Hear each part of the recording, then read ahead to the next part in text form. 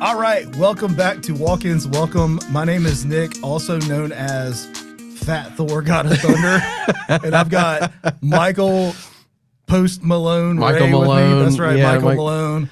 Hey, the first thing I want to do before I do my typical spiel is go stop this recording and go to YouTube and watch this. Okay, right. So our goal today is to talk about culture.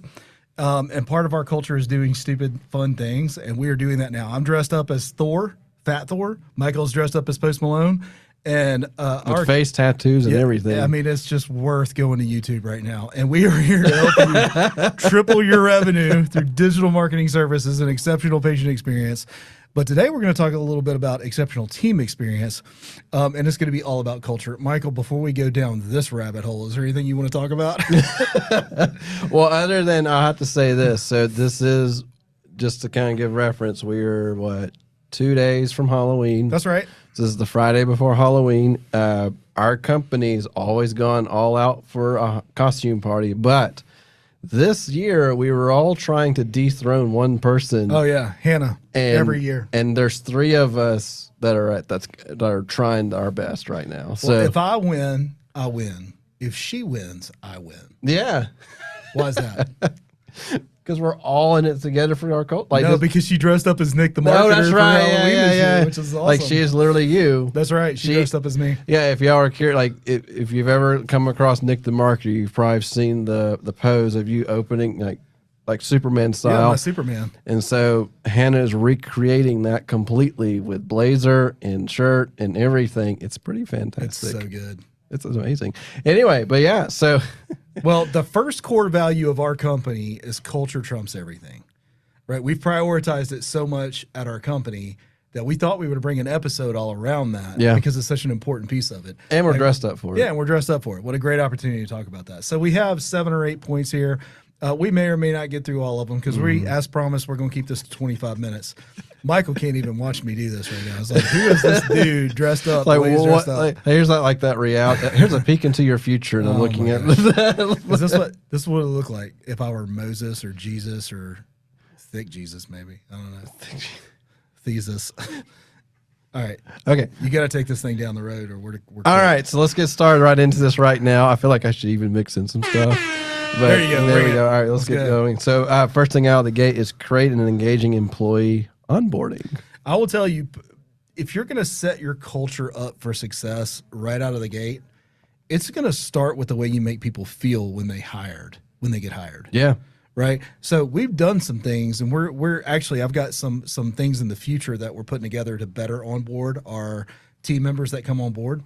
But one of the things that we do is well, I'll tell you what, one of the things is the dress your desk. Right? I was about to. Yeah. So talk about that for a second. Yeah. So dress your desk, that is something new too, right? It is fairly new. And you may have seen this in different forms, but essentially we want, your desk is your personality, or it should be. It shouldn't be a blank slate every single time. Right. And we want to give you an opportunity to make it you. And we actually give you a gift card. Right. Like, literally your first, it's the most rewarding first day or two, right? I think so. Because in my head, it's kind of like when you get in that first class and they hand you the piece of paper. All right, you're done. Go on for your day. Literally, our first day is, all right, we got your paperwork in place. Here's a $100 Target gift card.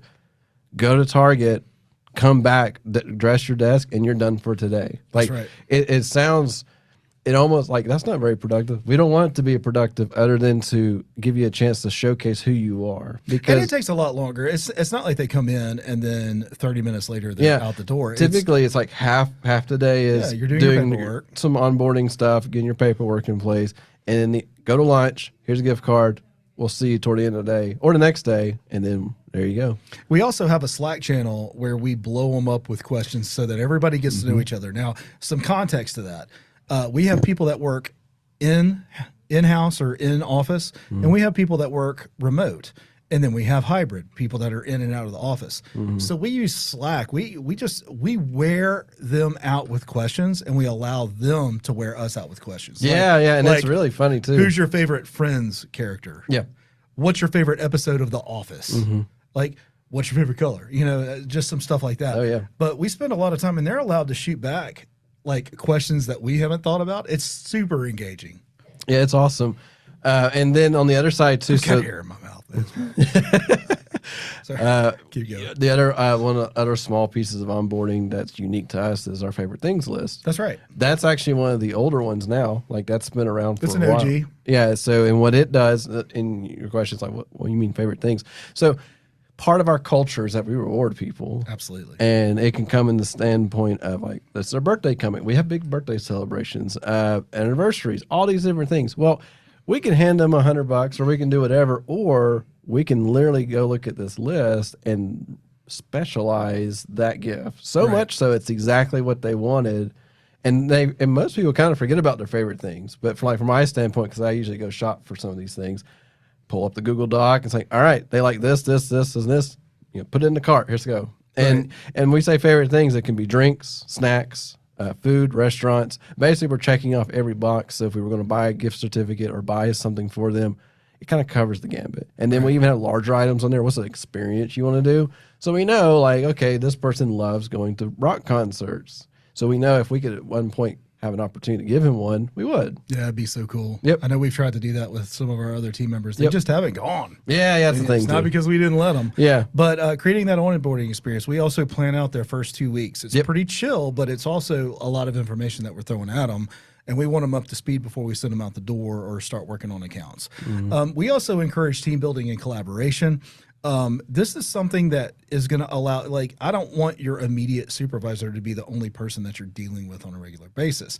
So we want everybody to feel like they're one team. Now, this could be very different for a multi-location. Like you're breaking down into smaller teams. I know we love Dave Ramsey's Entree Leadership. They have 1,000 employees. They have to break out their team building and their collaboration. They have to build it into departments. So I'm not talking about your whole work family if you have a big team, but a leader typically, Michael, has about 8 to 10 people they're responsible for. Right. Okay. So if that's the case, you can break out team building and collaboration into those things.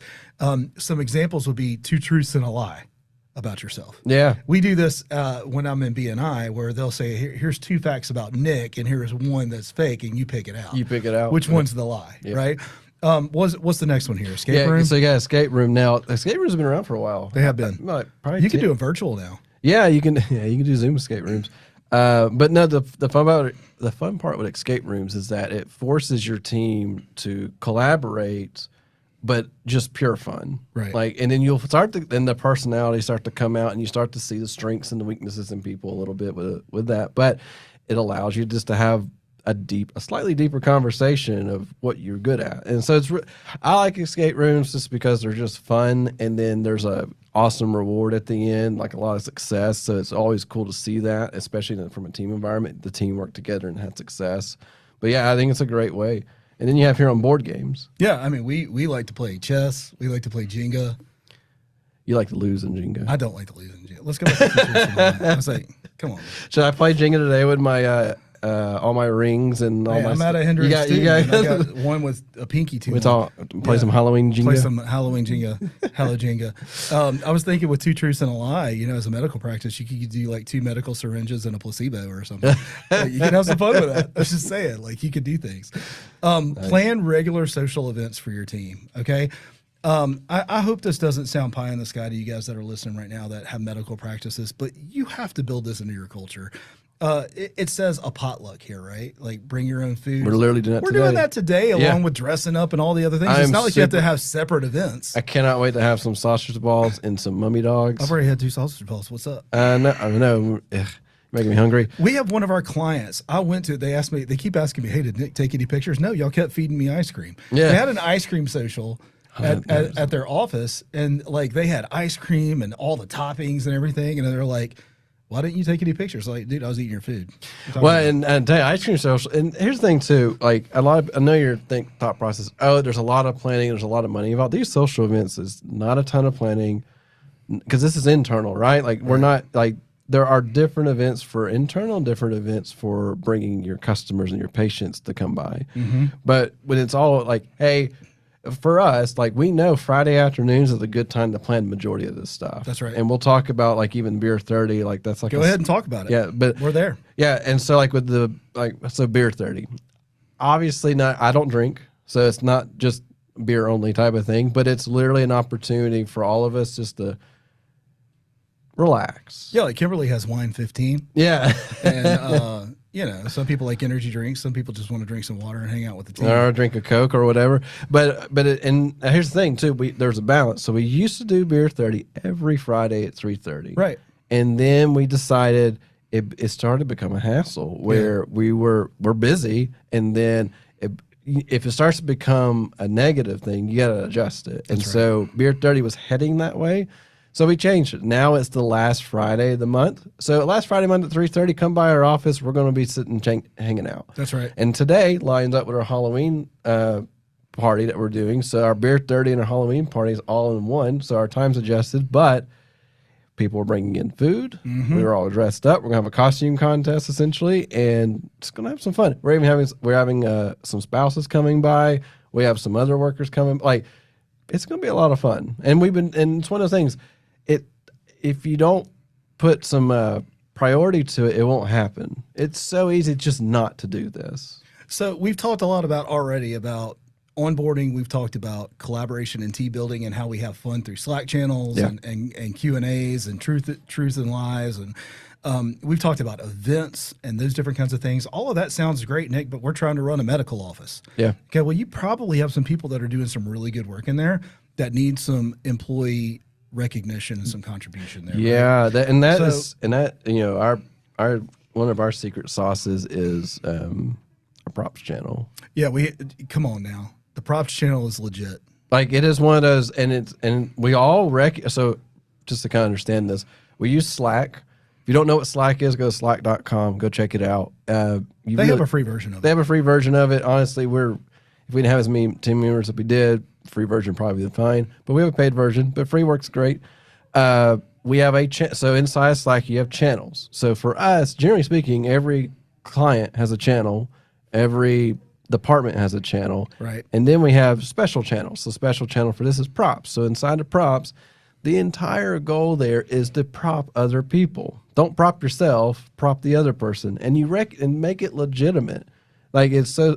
Because sometimes we just sit there, we do our work and move on. But, occasionally, like, there's those moments, like, you went the extra mile. I'm going to recognize you for it. And it's not just from the leaders. It's from coworkers, too. Yes. And it's especially powerful from coworkers. Yeah, because some people have that negative thought of, oh, the leader has to do that. And you can honestly see that, too, inside of props. We've seen that with some past employees. Like, that was a forced prop that seemed kind of fake. Right. So, but when you have coworkers that are like, man, they saved my butt, or they made my life so much easier, or they killed this, like, it's amazing.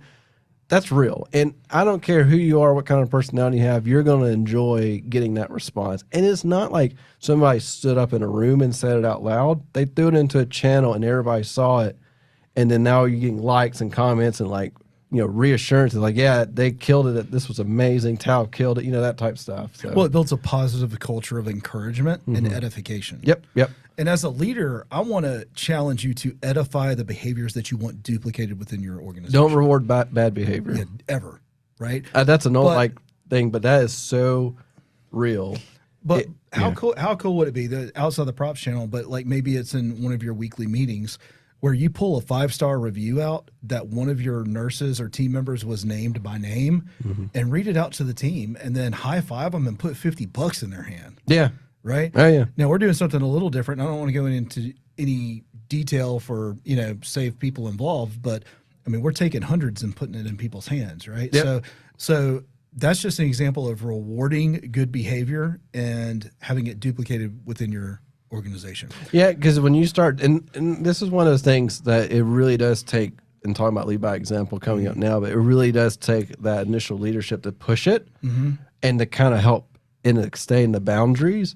But it's really up to, and this is culture as a whole, is the culture is what happens when the leader leaves. And this brings me to the next thing, which I love. Okay, it's leading by example. Yep. So culture is more than just how you treat your team members. Culture is more than the fun things that you do inside and outside of work. Yep.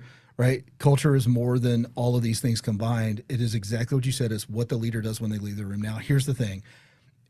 It happened today where somebody was challenging somebody else for working on vacation. right? Yeah. Or checking their emails or Slacks or something like that outside of working hours, because we have built a culture of be here when it's time to be here and be at home when it's time to be at home. Yep. Be present where you are. Yep. Right? If I'm going to ask for your time throughout the day, I'm going to give you completely back your time. It's your time when you're not paid to be here. Yep. Does that make sense? And we built a culture around it. Well, like you tried to call me 5:30 the other day. That was funny. I didn't call you back. I just wanted you to know that I wasn't dead, man. That's all. Well, and I assumed that's what it was. And I was like, if it was a real, and I noticed too, if it was like a legit issue, there would have been a text follow up. Hey, I actually do need to talk to you. Yeah. But at the same time, you weren't like, hey, call me, because you knew like, it was after 5. Yeah. That's the expected result. Did not make me mad at all that you didn't answer the phone or anything. You're probably just smirking like, yep, and he still won't answer the phone after 5. And I'm good with it. And that's something like, I'm not gonna lie. So every single person that we brought on, they get really confused by that. They can't handle it. They literally say like, wait, you do what? And the first reaction is always, that's not real. You're just saying that to make it sound really good, but I bet y'all just abuse the crap out of it. Do you remember us I'm not going to say who it is again. Do you remember us not hiring somebody because we were putting them through the interview process and they kept texting me after hours? And I texted them back and I said, look, I'm not answering your text because it's after hours. And part of our culture DNA is we don't work outside of our working hours. I forgot about that guy. And he goes, I get what you're saying, but and then went on a rant and and that was it. I shut down his application process. Yeah. That was it. You're not going to work like here. that's You're not gonna like fit. well, and that's something we've learned too. You may be really awesome at your skill set, and this is to apply to anybody. And right? he was. But if the personality, like man, a bad personality will ruin a lot of stuff. Like the last thing you don't want to happen is that you bring in somebody who has a great skill set, but their personality doesn't jive. But you knew it and you ignored it. And he's like, we'll get past it. He or she's really good at what they do. I don't care. They're a top performer. And then you have people quit, or you have people get really frustrated with that person, and you keep just making the exception. That's right. And then all of a sudden your culture starts to tank.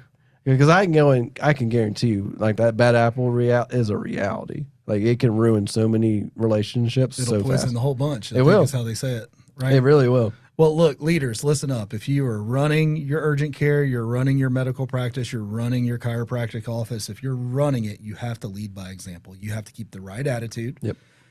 But here's the most important thing, Michael, I think you would agree with this, is you have to do the things that you're asking other people to do in your culture. Is do as I say. And I'm going to do the same, right? My dad used to make this joke of when I was a kid. He would say, do as I say, not as I do. And he would do something like a kid shouldn't do. Like my most memorable thing, if you can just imagine. So I was 8, and my dad had, actually I was 11. Anyway, my dad had a new 1999 Durango. All right? Okay. So Dodge Durango. Those were legit in 99, man. 5.4 liter V8, rear-wheel drive. It was fun. So every time it rained, he would say, do as I say, not to do. And we would go up on a railroad track, stop the rear wheels on it, and just floor it and not move. And just let it spin and let right it on the spin. rails. Every cool. single time. I don't know, man. Your dad's got that streak in him. I think he may. Point is I want you to lead by example in the Slack channels. I want you to lead by example by planning events, not just your team leaders, but you being the leader. Lead by focusing on employees and the contributions that they make and how you edify that so that it can be duplicated within your organization. None of this works though if you don't understand your own core values and honor them, right? Exactly. Like it's one thing to write them down. It's one thing to put them in a manual. It's one thing to put them on the wall. But it's a whole different thing to actually put them in practice and respect them. Like they were. If they were legitimately put together, there was a reason behind every single one of them. Because I remember, because if you didn't steal them, right? It'd be great if you didn't steal them and you came up with them on your own. But like with the core, like our core values here, so they've adjusted a little bit over time, not a ton, but like COVID kind of brought out some stuff, gave an opportunity like to reflect and like, okay, what are some adjustments we can make here? But they just kind of boil down to like I think our culture should be a direct reflection of our core values, and they really are. Like, and if there's ever a moment where we're questioning something, we We say, what does our core value say? Okay, yeah, you're right. Let's do that then. It's the guiding light. It is. Now, is it perfect? No. Will it change? Sure. But there has to be really good reasons for it to change. You don't need 100 core values, by the way. We have four. And we whittled it down from 5. Yep. There's a famous real estate company called Keller Williams. You've probably heard of them, right? So Keller Williams got like 20 core values. I don't even know how they do it. But you know what, though? Those real estate agents can rattle them off. Yeah. They use it as their password, like the format. It's like R2C3, whatever it is, right? So, like, I don't know. I just gave out like 1,000 people's password. Sorry. Yeah, okay. Well, look, that's your fault, not mine.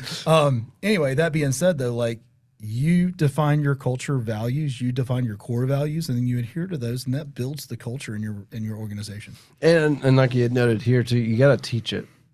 Like I talk about it a lot. You do. And this is something that I think a lot of people don't realize, because I know you had a frustrating time with it where I've talked about this all the time. Why they act like they don't know about it? And I said it's because that's everything in life. Like if you don't repeat and harp on something, we even talked about there was something this week we discussed. Like I think it was culture in general. We're like, man, culture's really good. And I said, honestly, I ask about culture on every single monthly one-to-ones. How's culture? And they're all like, it's the best it's ever been. Yep.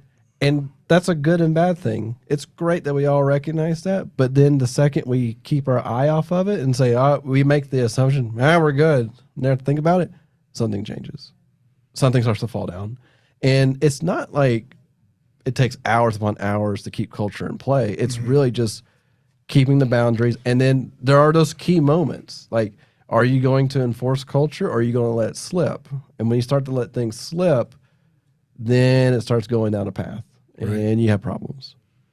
Well, that brings us to our last thing. It's funny that you said that, because our last bullet point here is to encourage an open exchange of ideas. Yeah. What that means to me is not only talk through the ideas, but encourage feedback of all different kinds. And actually do it. Yeah, like not just what you want to hear, but like feedback that you want. We put like, I ask this question all the time, Michael, is what am I not doing that I should be doing as a leader? Like, I want your feedback, and I think everybody's now comfortable to tell me what they really want to tell me, and I love that though. And I'm not going. I hate the phrase "open door policy." Yeah, it doesn't mean anything. Yeah, because the door can stay open, but if they're afraid to talk to you, it doesn't matter. They'll never walk through it.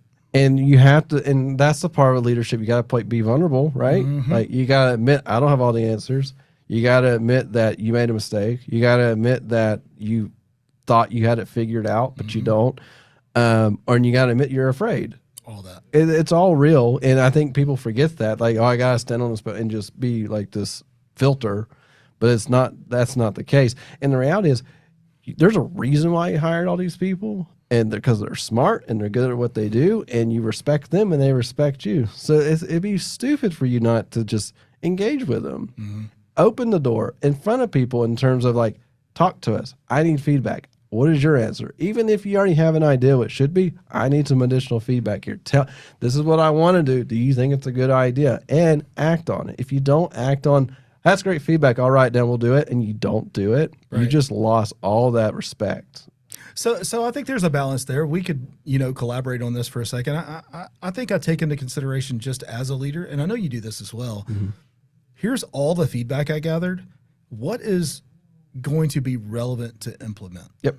And what makes sense? So I just wanted to not push back, but just like collaborate with you on that a little bit, to say not every idea is going to be something that you're going to put into practice. No, not everything's nor should it. No. Nor should it. You have, as a leader, a bigger picture, a bigger vision, a bigger responsibility, right? Those things are different than the perspective that you're receiving from. But if you want to empower your people, if you get a handful of ideas and you just implement 1 or 2 of them, you're gonna one, give credit to the person who brought that idea to the table. Period. That is not your idea. Don't take credit for it. Give it to them, edify them, and then that will cause people to bring ideas that will make you, I'm gonna say wealthy, but I don't mean money wise. I mean wealthy, healthy, and free. Well, and then the other side of that too. So edify them. They brought the idea and you implement, but it is still your responsibility if that idea falls on its face. It's not there. Well, Joe Blow told me to do it. It's screwed up. I'm not going to trust him again. No, you took the idea, you liked it, you filtered it, and you said, we're going to do this, and it still failed. It's still your responsibility as a leader because you committed to it. So, and you have to remember that too, because it's so easy to place blame, but it doesn't, all you're doing is wrecking things. If you're just going to place blame in other places, if you don't accept the blame for something like that, the responsibility of it, you're going to have issues. So there you go. There's 7 quick bullet points on how to create a vibrant culture, because culture trumps everything else. Yep, and we are literally wearing it right now. So this is our last call. Please go check us out on YouTube right now if you want a good laugh with my face tattoos, with my arm tattoos, my jewelry, barbed wire on my head. Dude, your wife did such a good job of putting all that together on you. Yeah. It's fantastic. Yep. But all right, guys. Well, so look, just a real quick recap. I always like to do this. Get your papers together. Yeah, get my papers There together. you go. So the 7 things were: create an engaging employee onboarding, encourage team building and collaboration, plan regular social events for your employees, aka Beer 30. There you go. Focus on employee contributions, lead by example, focus on core values. Make sure you have good ones. I want to add one thing. I know we're wrapping up this episode. Go ahead and put the And last then one on the there. 7th was encourage an open exchange of ideas. And number 8. I know you don't treat your work as family, and I don't think you should. I think you should treat it like a team. Right. But I think you should build tradition. Yeah. Okay, that's something that'll be. It's not This on costume here. contest is a tradition. Exactly. This is. I just thought of that. Yeah. Literally just thought of that, and I'm thinking, we have a tradition of making really good Christmas cards. Oh, yeah. We have a tradition. Hey, of y'all want one? Go email us. We'll send you one. There you go. We have a tradition of having fun at Halloween. We bring our team in from out of town for Halloween. We have a tradition of a Thanksgiving meal, right? We have a tradition of not working from Christmas Day to New Year's Day, right? There's some traditions that we've built that are part of our culture that would be really, really weird if we took them away.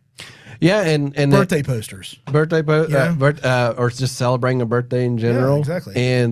And the nice thing is, like, it's such a tradition for these items that when people leave, it continues on. It's part of not. your It's DNA. not tied to one person. Because we joke about Hannah, she's part of our culture because of her energy levels. But we all know too, like, no, culture is beyond one person. That's right. It's the entire team, it's the entire company. But yeah, like, I'm trying to think, what other traditions do we? We take the interns out on their first lunch. You take them out for lunch. We do that for employees too. You do Yeah, that the employees too? Intern lunch, team lunch. Yep, do that. We do a intern celebration at the end of the semester. I think we're going to do client appreciations from The client on a regular basis for our local. and that's the thing too. A tradition is not one time. A tradition means it happens every year or whatever that time interval is, consistently. I would like to note about that for those who are listening that do business with us that are not here. There's been times where we've sent out pizza parties to our patient care locations. And that oddly gets complicated sometimes. It does, who I thought, do not ask anybody where they like to get their pizza from. Just ask them their favorite pizza toppings, and then let it be. And if it's not that great of a pizza, they're still going to say, good Lord. that was a trip. We called 3 or 4 different pizza places for that one. And then Anyway, I'm done with that. And the timing of it was a challenge. It was. Anyway, build your own traditions as part of your culture. I just wanted to add that as a bonus. yeah. Awesome. All right, guys. Well, thank y'all again for listening to us. I hope this was not about tripling revenue, but it kind of could be, right? It helps. Good culture increases revenue for sure. And then of course, go check us out on YouTube if you want to have a good laugh, especially with Thor over here looking really good. And we will catch y'all on the next one. Have a great week. See you next Wednesday.